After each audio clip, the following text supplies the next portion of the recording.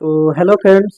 आज के इस वीडियो में हम लोग अपना कुछ टर्म्स बच गया था जो कि एगोनिस्ट था और एंटागोनिस्ट था। और इसमें competitive and non competitive and spare receptors, addiction, tolerance, dependence, tachyphylaxis, idiosyncrasy और एलर्जी। ठीक है। तो जो इतना बच गया था हम लोग इस वीडियो में पूरा कवर करने वाले हैं। ठीक है। और जो हम लोग पिछले लेक्चर में हम लोग कवर किए थे अपना, ये सब हो गया था। डिफिनीशन हो गया था, हिस्टोरिकल लैंडमार्क, स्कोप हो गया था, nature and source of drugs हो गया था, इसेंशियल ड्रग कॉन्सेप्ट हो गया था और रूट ऑफ ड्रग एडमिनिस्ट्रेशन हो गया था। ठीक है। तो आज के इस वीडियो में हम लोग यहाँ से यहाँ तक जो बचा है ये पूरा टॉपिक कवर करने वाले हैं। ठीक है। एक, दो और तीन, चार, पाँच, छः, सात, आठ, नौ, यानी कि 9-10 टॉपिक है जो कि हम लोग इस वीडियो में पूरा कवर करने वाले हैं। और ये वीडियो हो सकता है थोड़ी सी लंबी भी हो जाए, तो पूरा इस वीडियो को ध्यान से देखिएगा। ठीक है। तो एक वीडियो में पूरा कवर होने वाला है। तो हम लोग बस इसमें आसान आसान सब वर्ड है, बट हम लोग थोड़ा सा कॉन्सेप्ट वाइज इसमें समझना होगा। ठीक है। तो मैं हूँ विजय निषाद और आप देख रहे हैं अपना channel we are medical study. तो without wasting your time start the lecture. So आइए स्टार्ट करते हैं अपना फर्स्ट लेक्चर में जो अपना देखने वाले हैं हम लोग। कौन सा? एगोनिस्ट। ठीक है।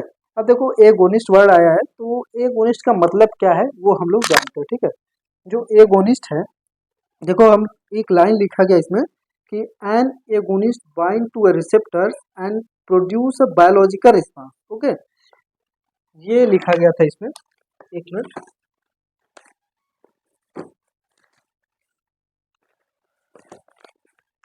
जैसे कि मान लीजिए जब हम दवा खाते हैं, ठीक है, दवा जब खाते हैं तो वो कहाँ से जाएगा? अगर मान लीजिए ओरली हम लोग दवा ले रहे हैं, ठीक, ओरली जब ले रहे हैं तो वो इसोफेगस लेके वो स्टोमक से, फिर स्टोमक से कहाँ जाएगा? मतलब स्मॉल इंटेस्टाइन तक पहुँचता है। ठीक है। अब स्मॉल, जैसे स्मॉल इंटेस्टाइन तक पहुँचता है तो स्मॉल इंटेस्टाइन में जो माइक्रोविलाई होती है, ठीक, जो छोटी छोटी माइक्रोविलाई होती है वो उन सबको एब्जॉर्ब कर लेती है। ठीक है। जब एब्जॉर्ब करती है तो वो धीरे से, यानी कि ब्लड में, जो हमारा ब्लड होता है, ब्लड के जरिए पूरे सिस्टम में भेज देती है। ओके। जब पूरे सिस्टम में भेज देगी तो हम लोगों को जहाँ जरूरत रहती है, ठीक, जहाँ जरूरत रहेगी वो ड्रग्स की, तो वो वहां तक जाएगा और अपने रिसेप्टर रिसेप्टर जो होगा उसके लिए, पर्टिकुलर रिसेप्टर पर्टिकुलर ड्रग के लिए होता है। ठीक है। तो वो जाके वहाँ बाइंड अप करेगी। जैसे मान लीजिए ये यहाँ पर ये आपका हो गया रिसेप्टर और ये ड्रग आके इस पे बाइंड अप कर लेता है। ठीक है। तो जाके अगर मान लीजिए हेडेक हो रहा है तो यहाँ पर जाके जो ड्रग होगी एक्ट करेगी और उसके बाद फार्माकोलॉजिकल एक्शन प्रोड्यूस करेगी। ठीक। तो ये अपना रहता है, जैसे इसमें लॉक एंड की वाला सिस्टम काम करता है। ओके। तो ये पूरा एगोनिस्ट है। तो एगोनिस्ट में देखते हैं क्या लिखा गया, क्या लिखना हम लोगों को। तो देखो इसमें क्या लिखा है, an agonist binds to a receptor and produce a biological response. देखो वही बात बताई गई है कि इसमें जो हमारा ड्रग होता है, ठीक है, और जो ड्रग होता है वो रिसेप्टर से बाइंड अप करता है और रिसेप्टर से बाइंड अप करने के बाद जब वो बाइंड अप कर लेता है, जैसे लॉक एंड की, उसके द्वारा जो अगर ड्रग है तो पर्टिकुलर रिसेप्टर वो बाइंड अप कर लेता है। ठीक है। जब बाइंड अप कर लेता है तो वो एक बायोलॉजिकल रिस्पांस प्रोड्यूस करेगा और जिससे हमारा जो भी डिजीज रहेगा, टर्म्स या फीवर कुछ भी रहेगा, तो वो ठीक कर देता है। ठीक है। तो ये हो गया एंटागोनिस्ट, मतलब एगोनिस्ट, सॉरी एंटागोनिस्ट नहीं, एगोनिस्ट। ओके। अब देखो ये कुछ इसके मतलब 2-3 टाइप्स हैं वो हम लोग देख लेते हैं। First is the full agonist, second is the partial और थर्ड इज द इनवर्स। ठीक है, इनवर्स हो गया। First is the full, second is the partial, third is the inverse. Okay. तो जो फर्स्ट है फुल एगोनिस्ट, तो इसमें ये होगा जैसे हमारा जो रिसेप्टर्स है और ड्रग, जब हम ड्रग लेंगे तो ड्रग क्या करेगा? देखो क्या लिखा गया, if a drug binds to a receptor. Okay, if a drug binds to a receptors, wait, okay, देखो फर्स्ट द फुल एगोनिस्ट। तो फुल एगोनिस्ट में देखो क्या लिखा है, if a drug binds to a receptor and produce maximum biological response. Okay. देखो इसमें हम लोग समझते हैं कि जो हमारा रिसेप्टर होता है, ठीक है, जो रिसेप्टर्स होता है जब हम ड्रग्स लेते हैं, मतलब जो दवा लेते हैं, जब दवा लेते हैं तो ये जाके अपना पर्टिकुलर मतलब स्मॉल इंटेस्टाइन से होकर, ब्लड स्ट्रीम से होकर और पूरे आर्गन से पहुंचकर जहाँ जिसको जरूरत रहेगी वो वहां पहुंचा देगा। जब पहुंचा देता है तो वो ड्रग उससे बाइंड अप कर लेता है। ठीक है। जब बाइंड अप करेगा, अब बाइंड अप करने के बाद वहां पर जितने मतलब जगह होती है रिसेप्टर में, ये फुल्ली बाइंड अप कर लेता है। यानी कि ये समझिए कि ये पूरा ड्रग आके जो है वो आके बाइंड अप करता है और बाइंड अप करने के बाद ये पूरा 100% या बोल सकते हैं पूरा अच्छा खासा आपको बायोलॉजिकल रिस्पांस देगा, ठीक है।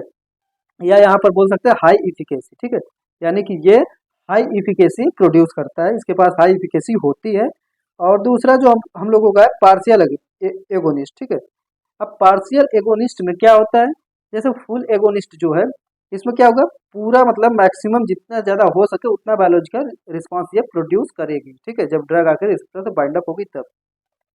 और इसमें जो होता है ये पूरा अच्छी तरीके से बाइंड अप नहीं कर पाती है, ये थोड़ी सी अगर कहीं जगह छूट गई उसके वजह से, तो यहाँ पर देखो लेस इफिकेसी दिखा रहा है, क्या लेस इफिकेसी किसके, ये फुल एगोनिस्ट से अगर कंपेरिजन हम लोग करें तो ये लेस इफिकेसी प्रोड्यूस करेगी या उसके पास रहेगी। तो देखो यहाँ पर लिखा गया है partial agonist have efficacies greater than zero but less than full agonist. देखो ग्रेटर देन जीरो यानी कुछ जीरो है, जीरो से ज्यादा होगा, बट जो हमारा फुल एगोनिस्ट है उससे कम रहेगा, ठीक है। तो ये हम लोगों का दो हो गया, फुल एगोनिस्ट और पार्शियल एगोनिस्ट। अब हम लोगों का थर्ड जो है इनवर्स एगोनिस्ट, उसको देख लेते हैं। तो हम लोग देखते हैं तीसरा कौन सा है, इनवर्स एगोनिस्ट। इसमें क्या होगा, जो हमारा ड्रग आएगा इस पे बाइंड अप मतलब करेगा, जो हमारा रहेगा, देखो इसमें क्या लिखा है, ये विपरीत, inverse agonist reverse the constitutive activity of receptor and exert the opposite pharmacological effect of receptor against। तो इसमें ये बोल सकते हैं कि फार्माकोलॉजिकल जो एक्शन होता है वो अपोजिट होता है, ठीक है। फार्माकोलॉजिकल एक्शन क्या होता है इसमें, अपोजिट होता है, ओके। तो इसमें जैसे इसमें क्या हुआ था फुल एगोनिस्ट में, इसमें पूरा मैक्सिमम से मैक्सिमम दिया और उसके बाद पार्शियल में थोड़ा सा दिया, बट इनवर्स में अपोजिट देता है, ठीक। ये पूरा जाके वहां पर एक्ट नहीं करेगा कि मतलब उस हिसाब से कि आपको ये बायोलॉजिकल रिस्पांस प्रोड्यूस करे, ये दूसरा कोई एक्शन प्रोड्यूस कर देगा, ठीक है। अब देखो ये एक डायग्राम है, ये देखते हैं, जैसे ये दिखाया गया रिस्पांस और यहाँ पर देखो नीचे दिखाया है ड्रग, यानी कि ड्रग जितना ले रहे हैं, यहाँ पर देखो ये नीचे दिखाया गया इसलिए कि ये क्योंकि अपोजिट है, ठीक है, अपोजिट फार्माकोलॉजिकल एक्शन प्रोड्यूस कर रहा है। और ये अपना जो है फुल एगोनिस्ट है और यहाँ से थोड़ा बीच में है पार्शियल, यहाँ पर न्यूट्रल एंटागोनिस्ट है, ठीक है। तो ये अपना एगोनिस्ट हो गया। और हम लोगों को दूसरा जो है, दूसरे में हम लोग क्या देखने वाले हैं, एंटागोनिस्ट। क्या देखने वाले हैं, एंटागोनिस्ट, ओके। तो आइए शुरू करते हैं अपना एंटागोनिस्ट। एंटागोनिस्ट में क्या देखते हैं कि देखो यहाँ पर क्या नाम से पता चला, एंटा यानी कि उसके प्रति या इसके विरुद्ध रहेगा कुछ, तो ये समझ सकते हैं जो अपना एगोनिस्ट था उसके विरुद्ध ये काम लगभग करेगा, ठीक है।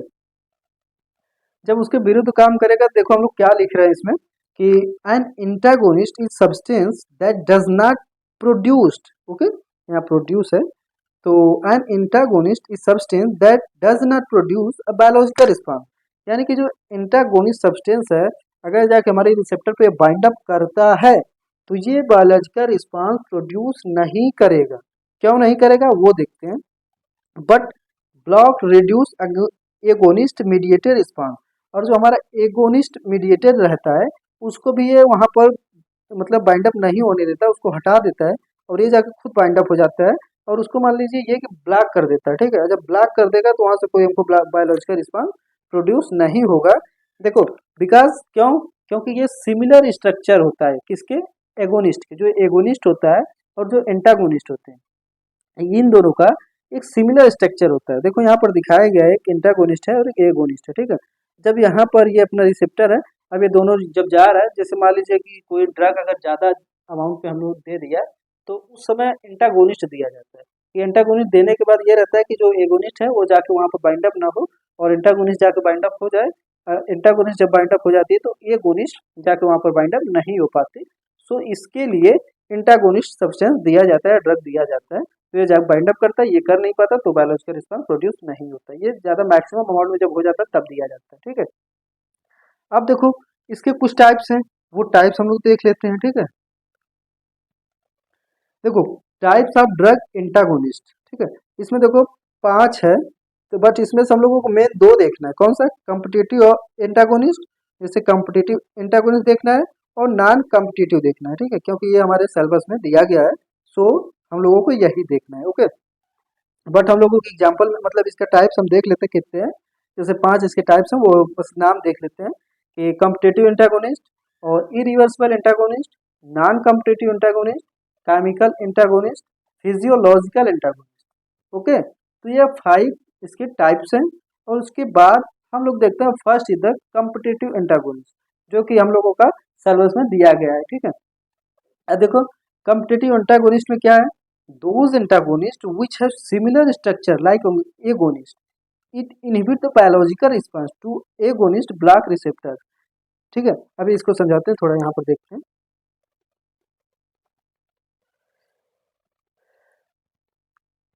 तो यहाँ पर देखिए साइट ऑफ एक्शन, जैसे मान लीजिए रिसेप्टर्स है। ठीक है, रिसेप्टर्स जो है देखो, एक एगोनिस्ट है एक एंटागोनिस्ट है, यही इसमें दिखाया गया है। जो कॉम्पिटेटिव है इसमें एक कंपटीशन के बेसिस पे काम होता है। ठीक है, जब कंपटीशन के बेसिस पे काम होता है तो एक एगोनिस्ट होता है एक एंटागोनिस्ट होता है। ओके, अब दोनों का जो स्ट्रक्चर होता है लगभग सेम होता है, एगोनिस्ट का भी और एंटागोनिस्ट दोनों का स्ट्रक्चर सेम हो गया। और जब दोनों का स्ट्रक्चर सेम होता है तो यहाँ पर ये क्या करेंगे, कंपटीशन करते हैं। यानी कि कंपटीशन करने का मतलब ये कि यहाँ पर जाके पहले चिपकता कौन या अडेयर कौन होता है। ठीक है, तो ये साइट ऑफ एक्शन पे जो रिसेप्टर का साइट ऑफ एक्शन है, तो वहाँ पर अगर जाके एंटागोनिस्ट चिपक गया तो एगोनिस्ट को चिपकने नहीं देगा, तो बायोलॉजिकल रिस्पांस हम लोगों को नहीं मिलेगा। ठीक है, अगर एगोनिस्ट चिपक गया तो ये नहीं चिपक पाएगा। ठीक है, तो हमको बायोलॉजिकल रिस्पांस मिलेगा। तो बस इतना ही इसमें है। और यहाँ पर देख सकते हैं कंपटीशन होता है इन दोनों के बीच में। ठीक है, जैसे कि एग्जाम्पल है मॉर्फिन और नैलेक्सोन है। ओके, एंड सेकंड पे हम लोग देखते हैं कौन सा, non competitive antagonist. Okay, second हम लोगों को हो गया, सेकंड हम लोगों का है नॉन कॉम्पिटिटिव एंटागोनिस्ट। इसमें देखो कोई कंपटीशन नहीं होता। ठीक है, इसमें कोई कंपटीशन नहीं होता, बट इसमें जो एगोनिस्ट या एंटागोनिस्ट होते हैं ये देखो सिमिलर स्ट्रक्चर के भी नहीं होते, अलग अलग स्ट्रक्चर के होते हैं। बट ये जाके बाइंड अप कहाँ करते हैं, एलोस्टोरिक साइट, एक साइट होती है जिसका नाम एलोस्टोरिक साइट होती है, ये जाके वहां पर ये बाइंड अप कर लेते हैं। ठीक है, जब बाइंड अप कर लेते हैं तो ये उस रिसेप्टर को इनएक्टिव फॉर्म में बना देते हैं, और इनएक्टिव फॉर्म में बना देंगे तो वहां पर ये एगोनिस्ट का कोई रिस्पांस नहीं मिलेगा।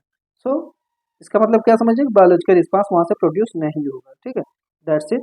ये नॉन कॉम्पिटिटिव हो गया और कॉम्पिटिटिव हो गया और एंटागोनिस्ट हो गया। ठीक है, और आप लोगों को इसमें कुछ अगर कंफ्यूजन हो तो प्लीज कमेंट जरूर कीजिएगा।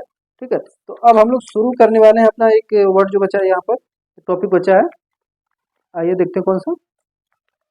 तो हम लोगों का एक टॉपिक बचा है स्पेयर रिसेप्टर। स्पेयर रिसेप्टर का मतलब हम लोग क्या समझ सकते हैं, स्पेयर रिसेप्टर का मतलब हम लोग ये समझें कि जैसे कि मान लीजिए अगर कुछ बच गया घर में, जैसे कि कुछ भी है कि जैसे ज़्यादा जगह है और जगह पर सभी सामान रख दिए हैं, बस थोड़ी सी जगह अगर कहीं कोने में बच गई है। ठीक है, अब कोने में जब बच गई, जब ज़्यादा ज़्यादा सामान हम लोग रूम में भर चुके हैं और थोड़ी सी अगर जगह बच गई, अगर कोई सामान उसके लिए है पर्याप्त, मतलब उसमें जाके उस जगह में आ जाएगी, तो एकदम जब खत्म हो जाती है सब जगह तब वहां पर जाके वो रखेंगे सामान। ठीक है, यानी कि वहां पर जाके ड्रग्स बाइंड अप करेगी। ठीक, उसी को बोलते हैं स्पेयर रिसेप्टर। स्पेयर का मतलब आप समझ सकते हैं एक्स्ट्रा होता है, मतलब अलग से, यानी कि जो बच गया हो वही। देखो it is propose by Stephenson. ठीक है, स्टीफेंसन नाम से जो है वो प्रपोज किए थे इसको। ठीक है, मतलब दिए थे। They are not hidden receptor, ये कोई हिडन रिसेप्टर्स नहीं होते हैं। ठीक है, these are those receptor which are not occupied by drug and remains unbound.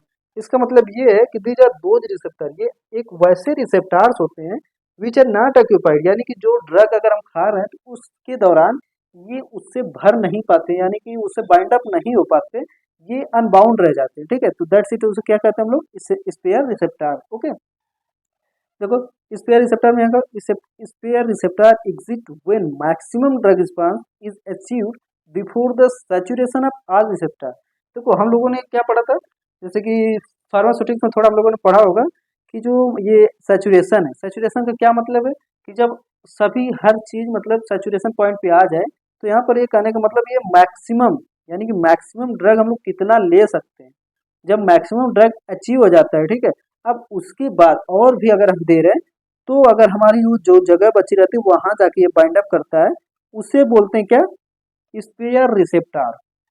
Okay, तो आई होप आप लोगों को ये समझ में आया होगा कि जो एक्स्ट्रा जगह बची होती है, ठीक है, रिसेप्टर में जो मतलब एक जो है एक एक्स्ट्रा एक्स्ट्रा जगह बची होती है या साइट ऑफ एक्शन बचा होता है, उसको क्या हम लोग बोलते हैं, स्पेयर रिसेप्टर। इसमें और कुछ नहीं है, बस इतना है।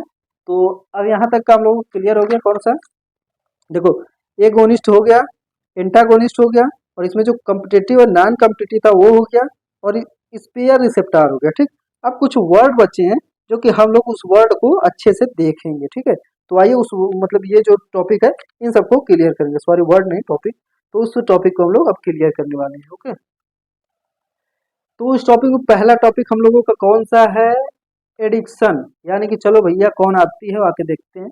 एडिक्शन का देखो नाम से पता चल रहा है कि कोई एडिक्ट हो गया किसी चीज़ का, या मोबाइल का हो गया, या किसी और चीज़ का, या कोई ड्रिंकिंग का हो जाता है, कोई स्मोकिंग का हो जाता है, किसी चीज़ का एडिक्शन, किसी चीज़ का भी एडिक्शन, तो इसमें देखेंगे ड्रग एडिक्ट लोगों को। ठीक है, तो आइए इसमें शुरू करते हैं, देखते हैं क्या होता है एडिक्शन में। It is defined as a chronic habit, क्या यह एक पुरानी आदत है, या क्रोनिक बोल सकते हैं, बहुत पुरानी रहती है, ज़्यादा लंबे समय से धीरे धीरे, मतलब अचानक नहीं होता, ये धीरे धीरे करने पे फिर होता है। ठीक है, it is a considered a brain disorder, हम लोग इसे कंसिडर करते हैं ब्रेन डिसऑर्डर में। ठीक, हम लोग कौन होते हैं कंसिडर करने वाला, बुक में दिया गया है। ठीक है, तो ये ब्रेन डिसऑर्डर होता है। These brain change can be long lasting, ये जो हमारा अगर लंबे समय तक है, तो ये ब्रेन के मतलब ब्रेन के सभी थिंकिंग को धीरे धीरे चेंज करने लगता है, यानी कि ब्रेन को चेंज कर देता है। ठीक है, and can lead to the harmful behaviour.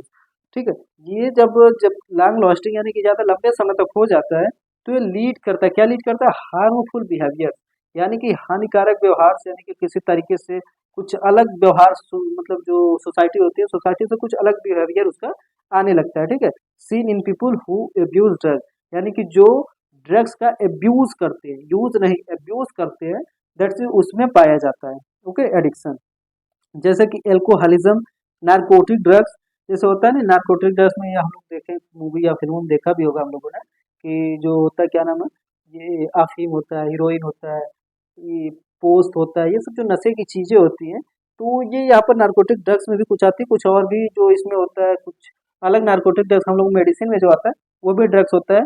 और यहाँ पर देखो एल्कोहलिज्म, मतलब जो ज़्यादातर शराब पीते हैं वो भी उनका एडिक्ट हो जाते हैं, अगर एक दिन ना मिले उनको ना, जो ज़्यादा शराबी होते हैं, अगर एक दिन उनको ना मिले तो वो मतलब रह नहीं पाते, उनको जैसे बेचैनी टाइप हो जाती है। ओके, तो हम लोगों का ये क्लियर हो गया एडिक्शन। सो आई होप ये क्लियर हो गया एडिक्शन मतलब आदती हो जाना किसी चीज़ का। ठीक है, अब दूसरा हम लोग देखेंगे टोलरेंस, क्या देखेंगे, टोलरेंस। तो टोलरेंस में देखो क्या, टोलरेंस माने क्या होता है, सहने की क्षमता बोल सकते हैं, क्या क्षमता या सहनशीलता, ये देखो यहाँ पर लिख रहे हैं सहनशीलता,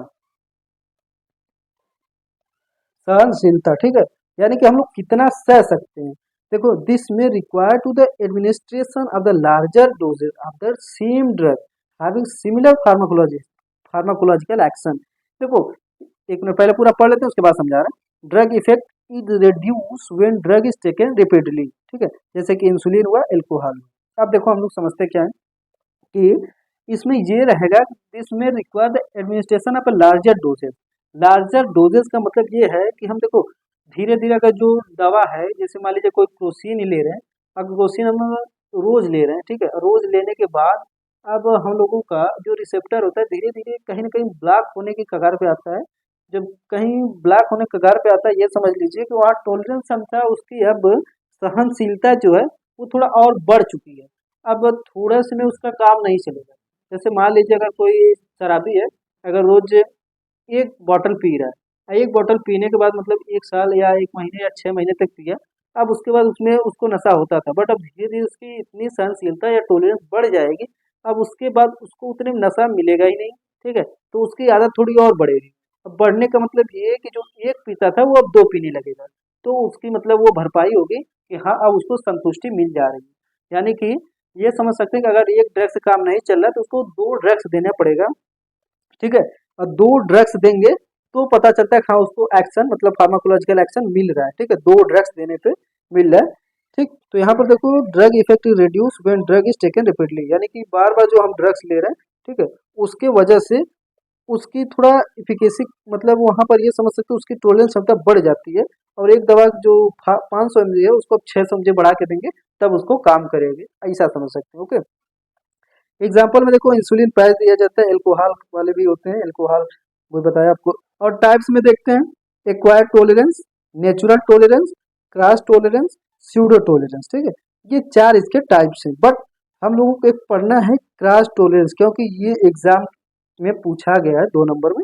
तो इसको हम लोग पढ़ने वाले हैं, किसको? क्रॉस टॉलरेंस को। ओके, तो आइए क्रॉस टॉलरेंस देखते हैं क्या होगा। तो इसमें देखो, अभी हम आप लोगों को बताएं कि जो 2 ड्रग्स होती है, अगर 2 ड्रग्स मिला के दो तो सेम फार्माकोलॉजिकल एक्शन प्रोड्यूस करेगी।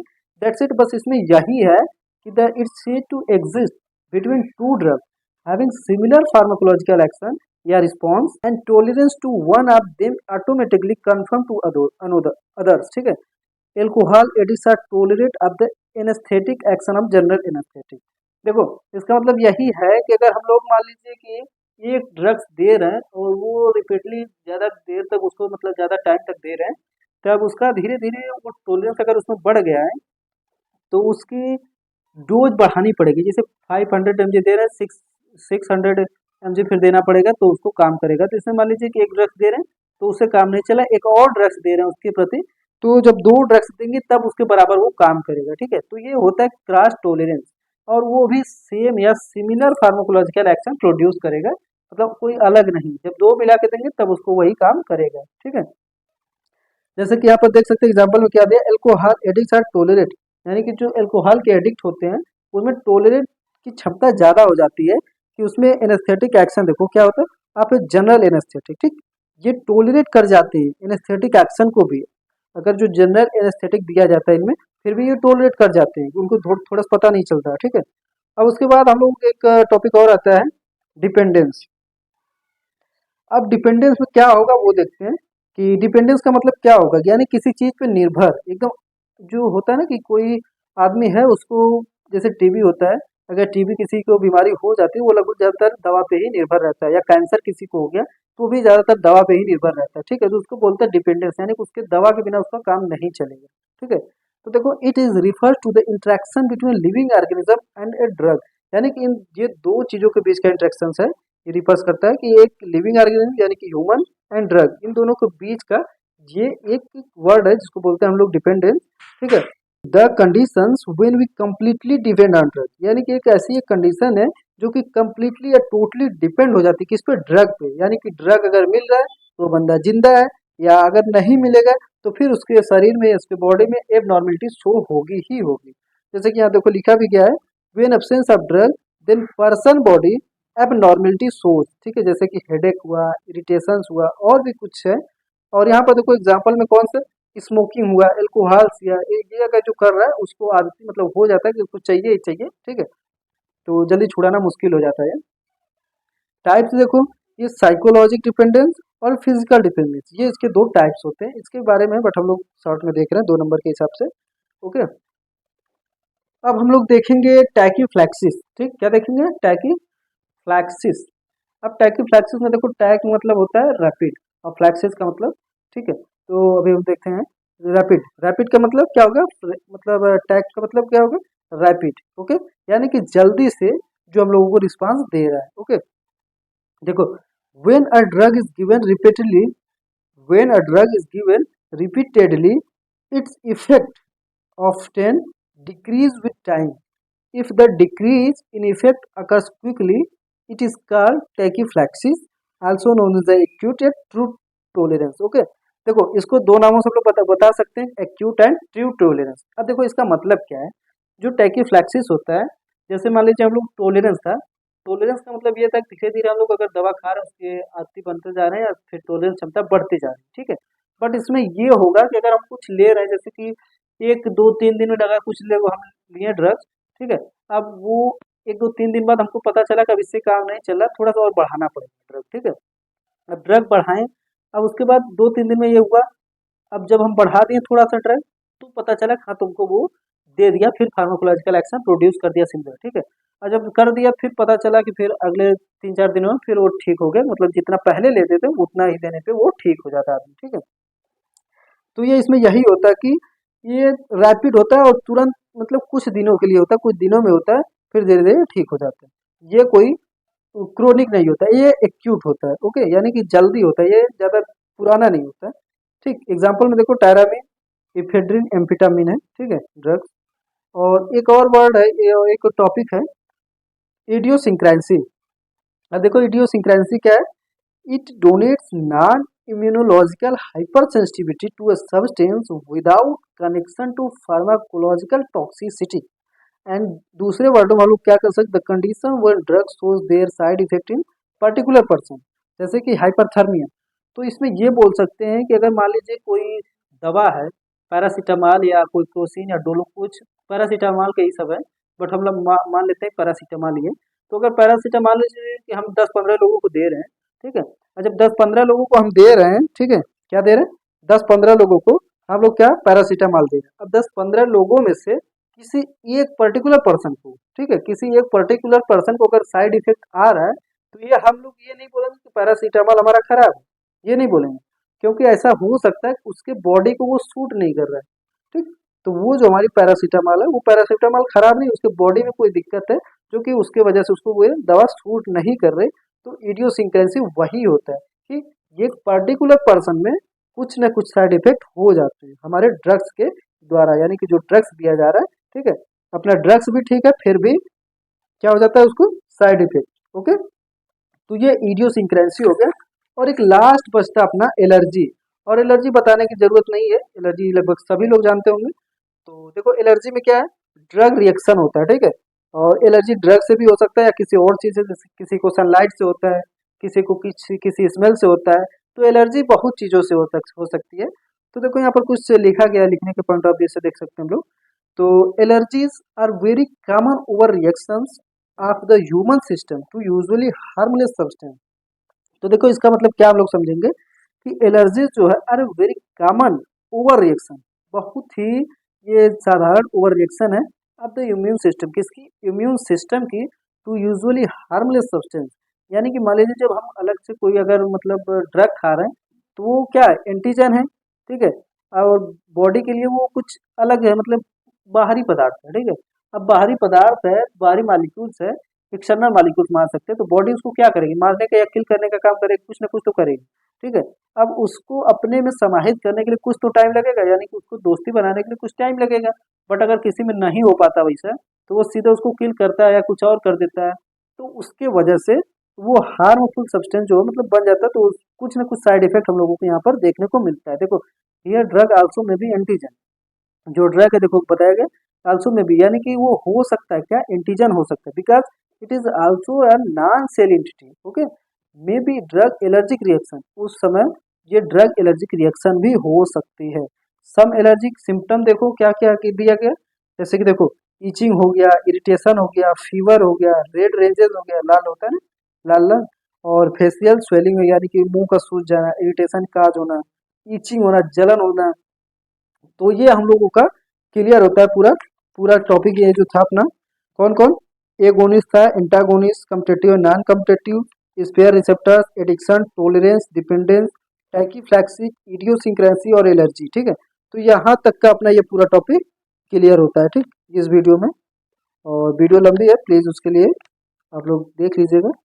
तो यहाँ तक की वीडियो पूरा मतलब यहाँ तक का टॉपिक पूरा क्लियर होता है। अगर इसमें आप लोगों को कुछ डाउट रहा तो प्लीज़ कमेंट जरूर कीजिएगा, और वीडियो अगर पसंद आई हो आप लोगों को तो प्लीज़ लाइक एंड शेयर जरूर कीजिए। और तब तक के लिए बाय बाय, थैंक यू। मिलते हैं किसी नेक्स्ट वीडियो में दूसरे टॉपिक के साथ।